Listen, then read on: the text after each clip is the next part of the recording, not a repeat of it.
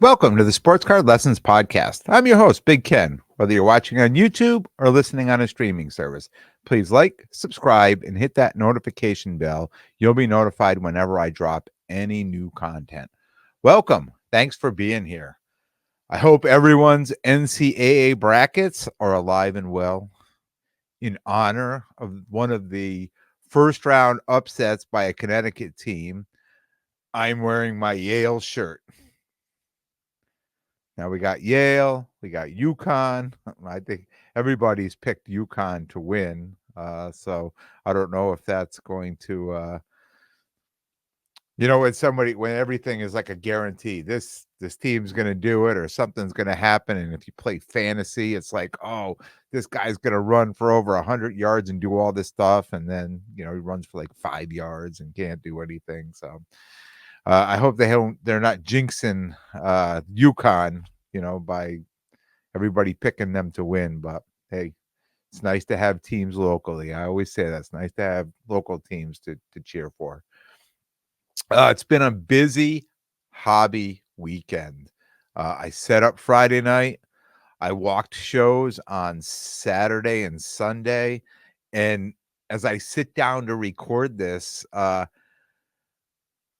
I feel I was pretty successful. It was a successful weekend for me. Before I get into the shows, I just want to talk a little bit about, where my head was, as far as what I was looking to pick up this weekend and what I was hoping to move. With football free agency, trades, this time of year, everything is changing day to day. We may make plans. We start I start making plans in December and January, and you think and then all of a sudden, like this year is just crazy with people moving to all kinds of different teams. But as far as selling, I have some lower end baseball, all PSA graded, and I have hockey. I have some low, some mid, high end hockey, and I say high end, 2,000, 2,500, but looking to move it. As far as pickups, I was looking for football because, in my opinion, with the prices right now, it's an all out buy. I'll pay pretty close to comps on anything PSA 10 that I think is going to jump up price wise, come June or July. I don't have a problem paying comps on a card that I think is going to move up. And what comp am I paying on, right? I mean, if there's this a rogue comp out there, I'm not on that. But if we can go and look at the last 3-4 sales and just come to an idea of what we think the comp is, I'm willing to be right there. Especially, and I'll talk about the pickups I made this weekend and where what I picked up and what I paid, what I was paying on them.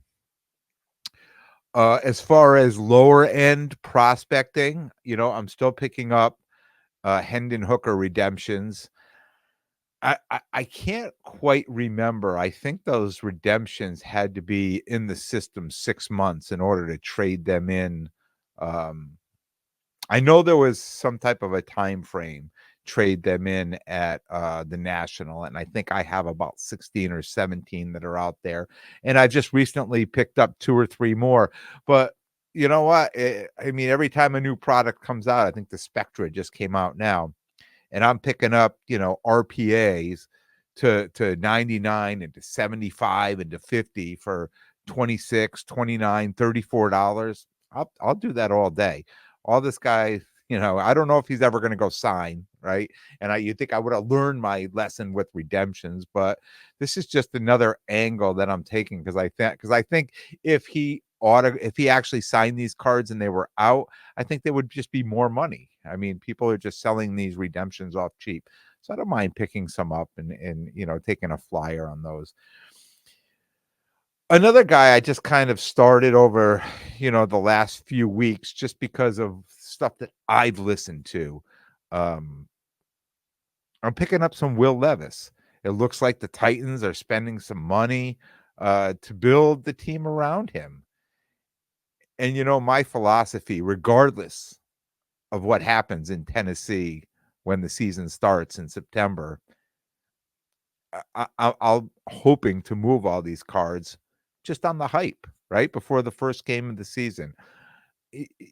It's interesting that, like in a Will Levis that, you look online and these Prism Silvers are selling for like $40 to $50, but you can go to a show and pick these things up for like $30. The problem is most of them are not centered properly. So, uh, you know, just disgusting with Prism how poorly and off-centered most of these cards are. And of course, if I could find any Strouds or Richardsons at good prices, I'm grabbing them. Even if they're just over current comps on those two guys, I'm probably still buying them. Nothing ridiculous though. This weekend, kind of going out and listening to people, talking to people, it just felt like it was the beginning of people getting their Prism orders back from PSA. And as much as I know the person who graded the cards first, who I say first, who graded the cards, they're making the most profit on those PSA 10s. Uh, I'm still I'm willing to make some deals on those cards. If I have to, I'll trade up some cards in cash if they want to be over comps, right? I don't want to pull cash out of my pocket and pay over comps on a card. But if I can make a deal with some cards in cash that equals the asking price, I'll do that. And I did that. I did that this weekend, and we'll talk about that. Um, if I get the right card, right, in a PSA 10, there's profit to be. I'm telling you, there's profit to be had, especially now, because people are just getting these things back from Prism, right? And okay, just like me, you send out, 30, 40, 50 cards, right? You get so many 10s, so many 9s, so many, and trust me, I'm seeing all the 8s and the 9s are like crazy in there, and the prices are ridiculously cheap. But then the 10s, depending on who it is, the 10s are pretty expensive out there. And you know what? They should be. Again, talk about the centering on these cards. Again, I'll say they're disgusting. So many cards. All the cards that I was ripping out of packs, I'd be so excited to get a silver Prism, and then you'd look at it, see how off-centered it was. Going out to all these shows, looking at all these Prism cards this year and seeing how off-centered they are, these 10s are gonna be important to have, especially come June, July. I think these PSA 10s are really gonna be important to have. So, the people who have just got them, I think it makes sense for them just to try to sell these cards right now at the current prices. My hope is these prices are gonna go up 20, 30, 40%. I'm hoping. Like, I don't know. Last year, I did very well on cards I purchased that were already graded PSA 10s. So this year, I've got a ton of PSA 10s that came back that are graded. So I think my profit's going to be built into those. But I'm taking flyers on some of these PSA 10 cards, and again, right? Every year is different. And I'm going to be talking about, after the national or after I move these cards, what happened? Did I make money? Did I not make money? Did the plan work? Did the plan not work? Did it work somewhat? Did I lose money somewhere? Why did I lose that money somewhere? And this is the type of lessons I'm bringing to you guys.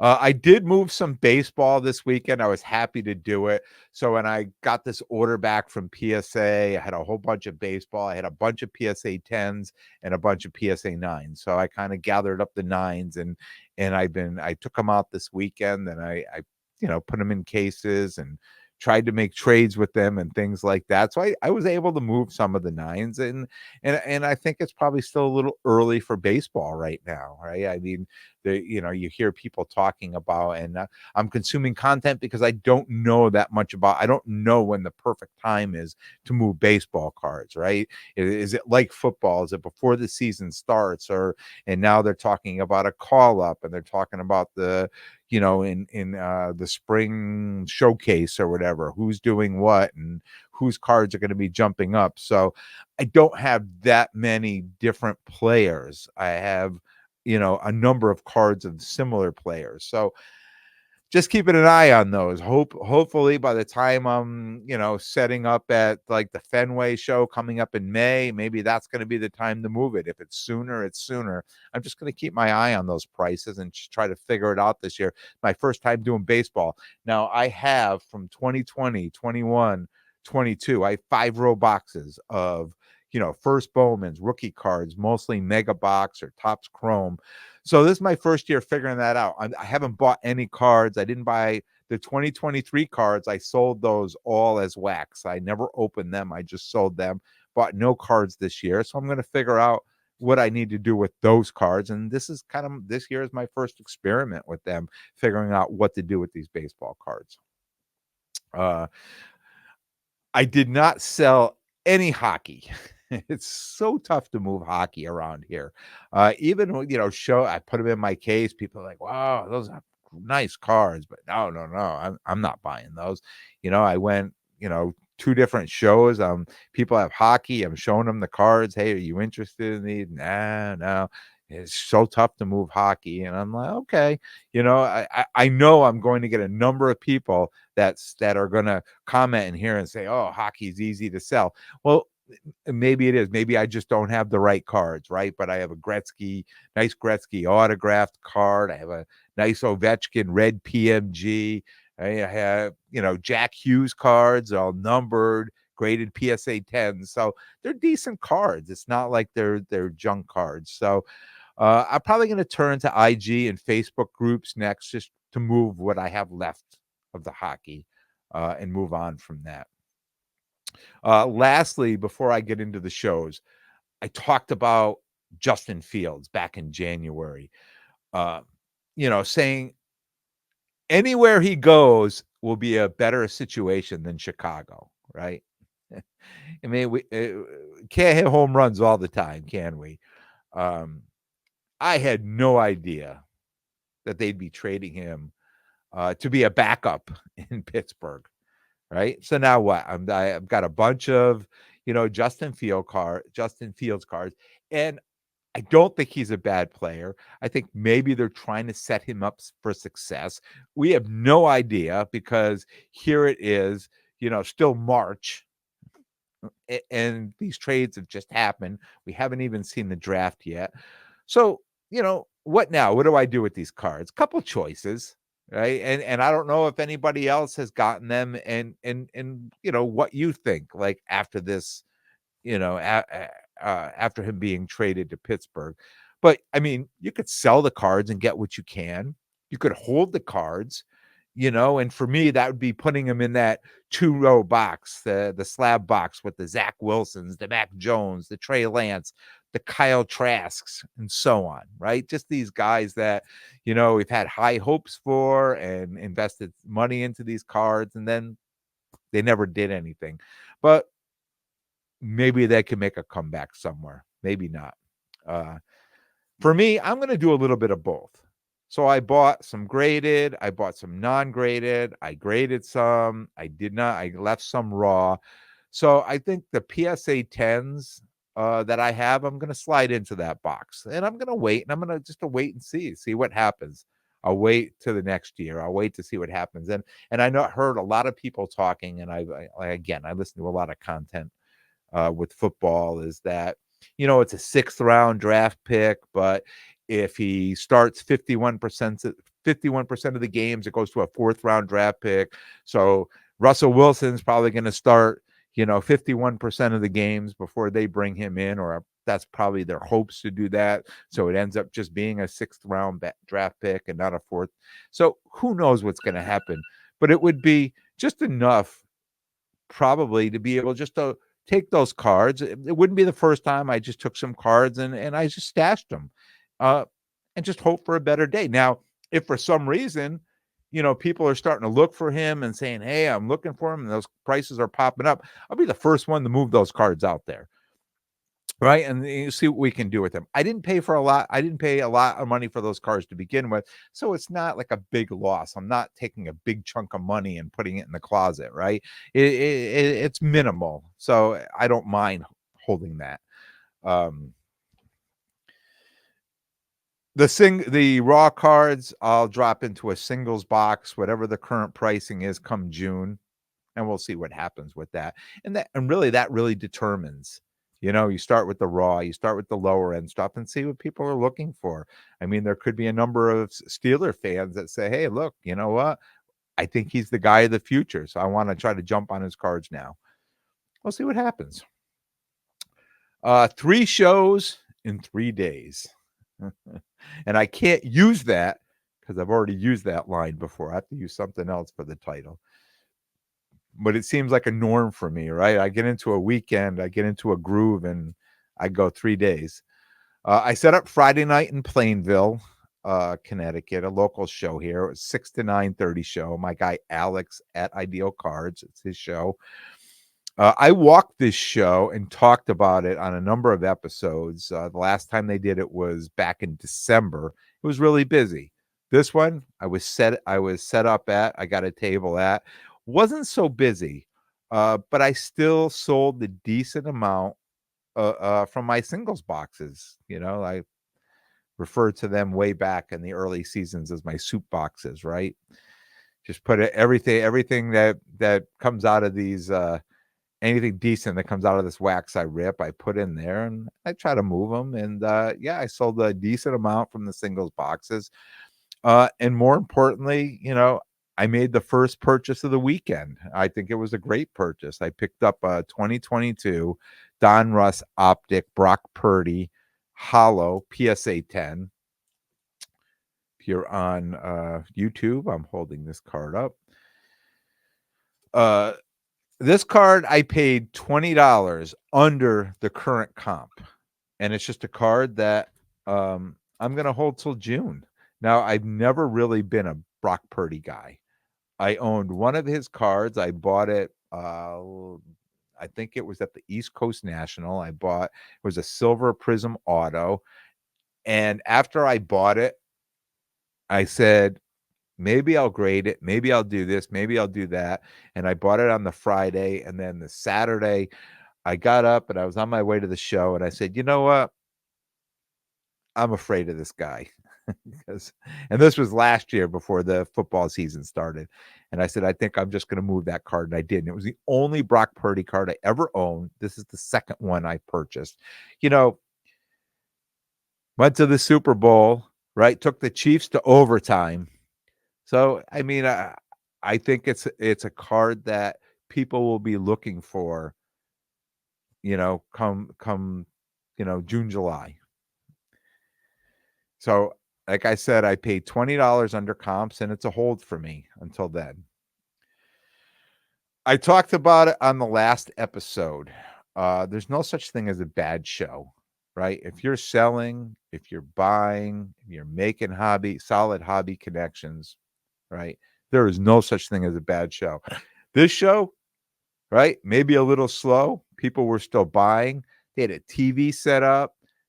We're watching the NCAA men's basketball games, right? They had the grill going. They were cooking hot dogs, hamburgers, French fries. It's just a great way to spend a Friday night. I am all in. Whenever they're doing this show, I'm all in. I'll do this show every single time. Saturday, we had a monsoon here in Connecticut, downpouring rain all day. I went to the Trumbull, Connecticut show, saw my guys, Bill and Billy. They were down there.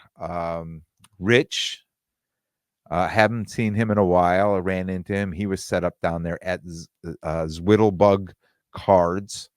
Talked about him before. I showed up there at like 12:30. The place was busy, right? I'd seen some pictures from earlier in the morning. I had something to do in the morning. I took care of that. Almost getting a little FOMO right away, right? I'm looking at my phone. People are posting pictures. The room looks full. I'm like, yep, here I am showing up late again. Everything, all I could think of in my mind, all the good stuff's gone, right? Um, and I was surprised when I showed up. I got there at 12:30. It was still pretty busy. There's still a lot of people there. It's not a big show. It's a small show, but there's a decent uh a variety of dealers there. So it's a little something for everyone there. I was able to make a deal there. I picked up this Prism Green Wave CJ Stroud PSA 10. So I am holding that up. If you're on YouTube. Uh, and this trade, I talk about all the time trying to get stuff under comps, trying to be in a dealer and getting this and getting that. And I the comments come in, and people are like, "Oh, poor guy, you couldn't get this at that or whatever." Here's again, I'm going to be completely honest. I paid over comps for this card. Um, and if you've been out at any shows, and if you've seen the prices on Stroud cards, they've just been insane. Uh, so here's a situation where the dealer just gets this card back from PSA, and he was firm on the price. He's like, I don't care that the last one sold at $500. I'm over 500 because I'm going to keep it, and someone is going to spend over and buy that card. So I said, look, are you open for cards plus trade? Of course I am, said. All right. So I offered him some cards, cash, and I was slightly over just because the way the prices of the cards he was interested in worked out. I was slightly over his firm price, but I was okay with that. He accepted it. He was happy. I'm super excited to have this card. And again, it's another card I'm going to keep. Right? Fingers crossed. I'm hoping, my plan that I'm going to make decent profit on this card, that this card has the ability to go up in price come June or July. Again, it's a card. I'm putting out money. I'm moving some cards that I'm going to put away. So I'm going to be sitting on this money, sitting on, whatever for a few months, but I'm hoping that's going to pay off for me. I talked with my guy Rich down there. That's why I mentioned him, his Whittlebug cards. And we talked about, being a dealer and having a variety of cards in the case. And I think at one point I talked a lot about that, having a little bit of a lot of things. And one of the things that I feel like I just need to get away from, and it's not for everybody, but I think it's more for me, is to be just more hyper focused on what works for me and what I know so much about. I try to get into different lanes, and I'm doing a little bit of baseball, right? I've done some hockey. I don't think the hockey, I've done so well with the hockey. I may not do well with the baseball either, but it's probably more for me, and I completely admitted this, that I don't know baseball and I really don't watch baseball. It's not a sport I get involved in. Um, Hockey, I know hockey. I've been involved in hockey my whole life, but I really don't keep up on the hockey as much as I watch some of it, but I really, there's so many other things going on that I don't sit down and watch full games.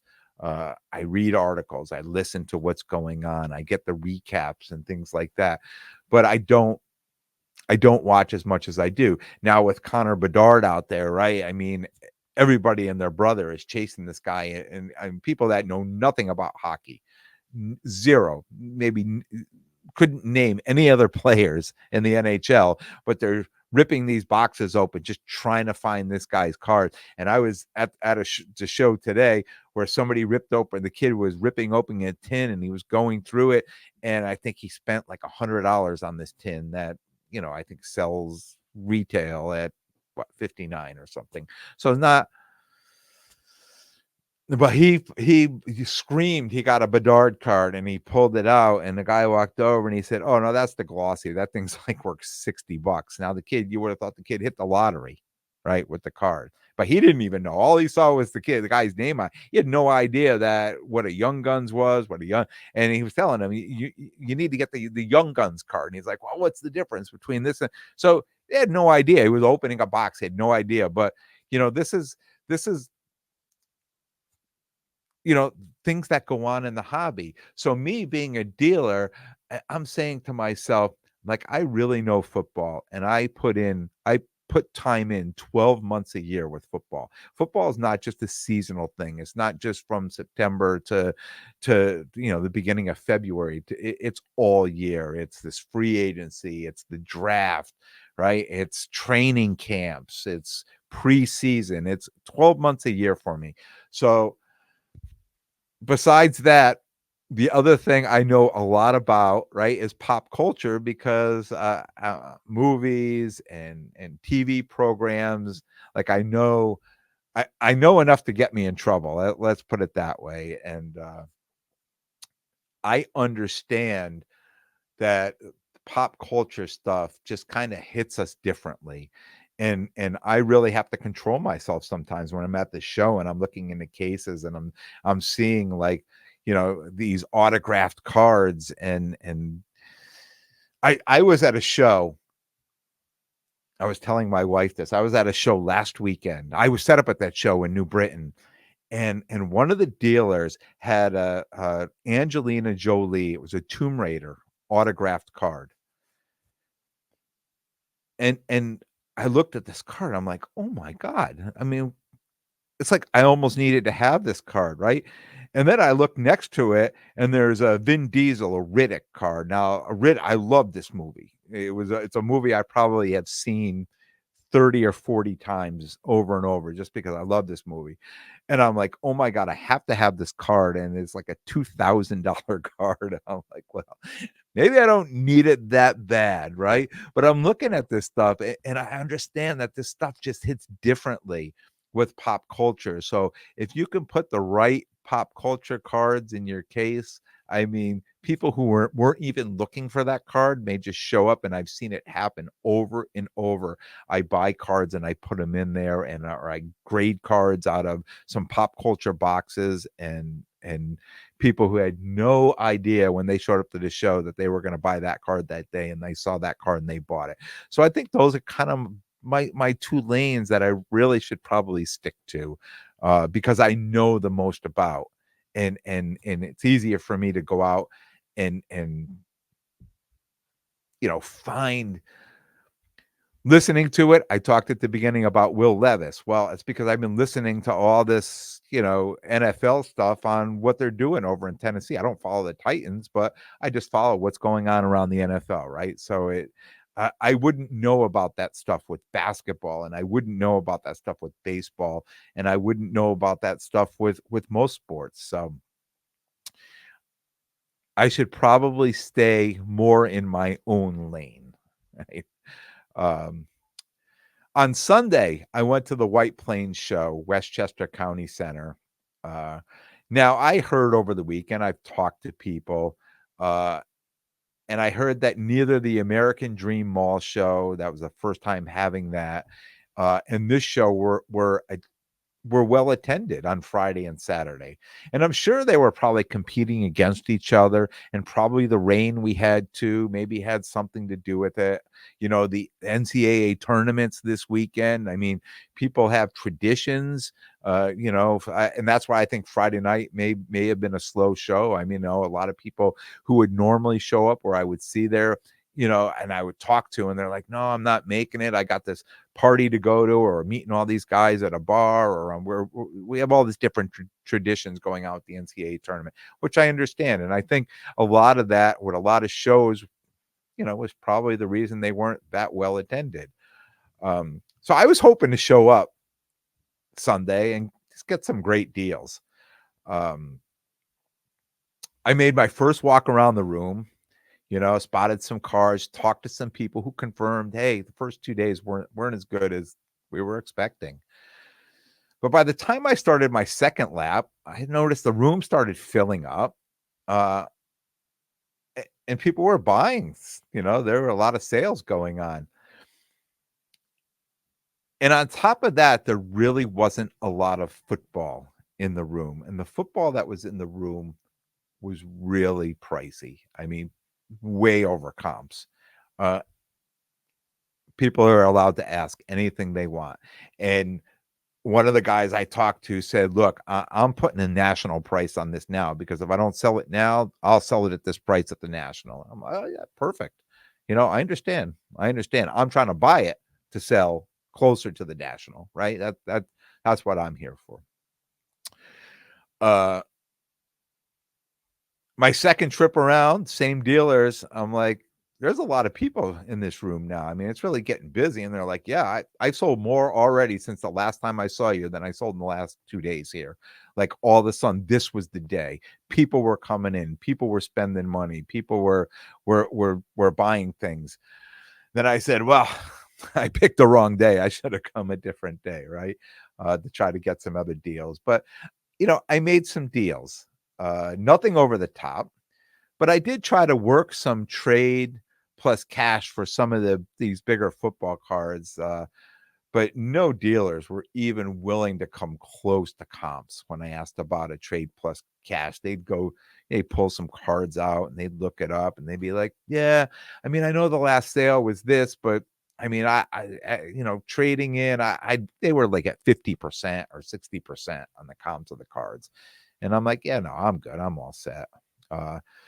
So I had some pickups, but they were all cash. There were no trade involved.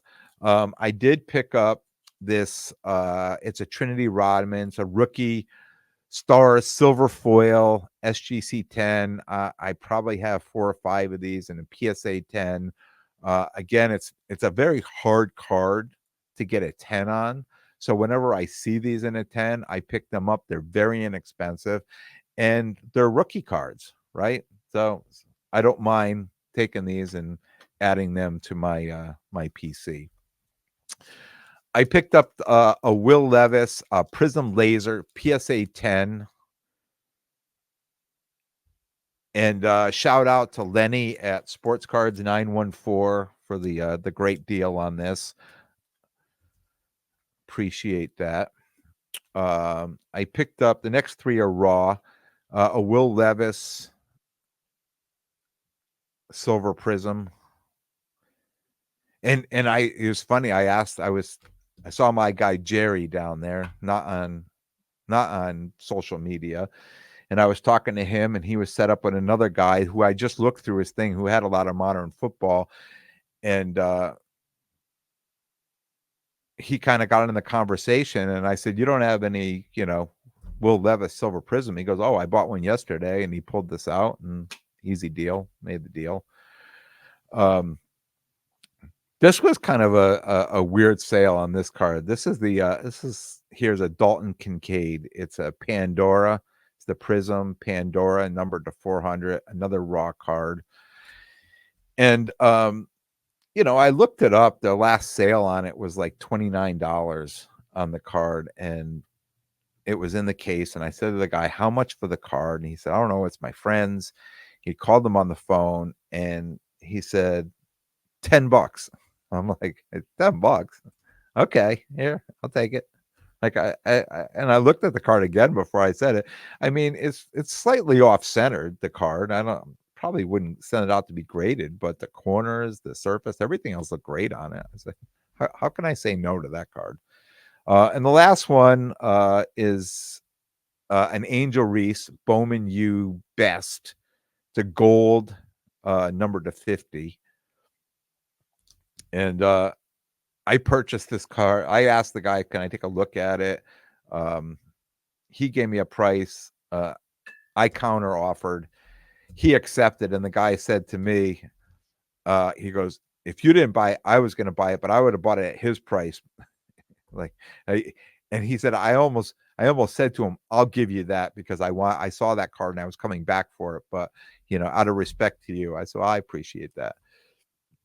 Uh, so those were my pickups from the show. Like I said, nothing over the top, but it was nice not to come home empty-handed. Uh, I saw so many people there. I'm not going to start shouting people out. It was almost like old home week there of all the people I saw.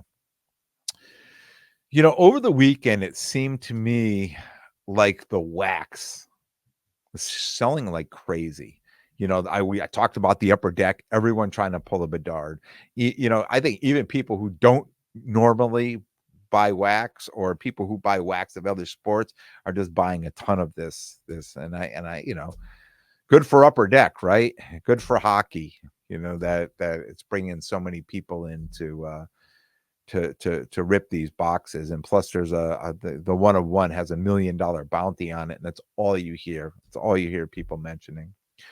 But also buying Prism basketball, the Wemby, everybody chasing a Wemby, Prison football, Stroud, Richardson, baseball.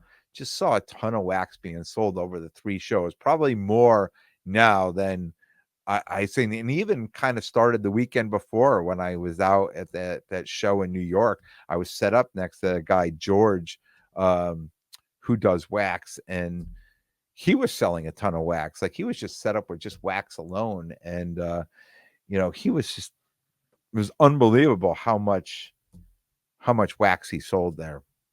Um, and the young kids going crazy for wax. I was shaking my head thinking, oh, these kids are making a mistake. And then all of a sudden they're pulling these great cards.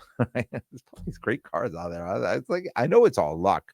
But I think of all the boxes that I buy and rip, and how many boxes it takes to rip open to really hit something of value. Usually for me, it never happens on the first box. It's usually the 5th, 6th, 7th, or 8th box, right? But yeah, I mean, it's going to keep the kids coming back. You keep pulling. All you need to do is pull 1 or 2 great cards, and you're in hook, line, and sinker, right? Finally, the last thing I'm going to talk about. I talked about resubmitting some cards to PSA. I had about 9 or 10 of them. I really started going through and really, looking at these. I've narrowed it down to about 5 cards that I'm going to send.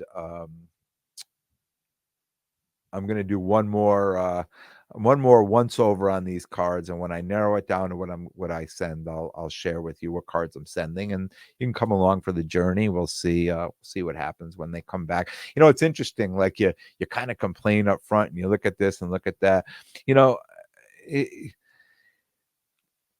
You sit there and you really, really study a card, and you go over it and you look, and I don't know what happens between the time it leaves and gets slabbed and it comes back. But then the second time around, you look and you're like, oh, well, I could see, maybe I missed this the first time, or maybe I didn't. And, probably more so I missed something sending them out. So, I'm still going to complain because I still think they've done me dirty a number of times. But, maybe some of those that came back were, on me too. So, like I said, I've narrowed it down to about 5 or 6 cards that I still think that should be 10s. And I'm going to go through them one more time. And like I said, I'll take you guys along on the journey. That's all I have for you. We'll be back Thursday with a brand new episode. I think we're going to have an interview on Thursday. I'm working it out right now. So don't be surprised to see a great interview come Thursday. I want to thank everyone for tuning in. And if you like what you hear, please definitely subscribe. And most importantly, tell a friend and spread the word. Until next time, take care of yourselves and everyone around you.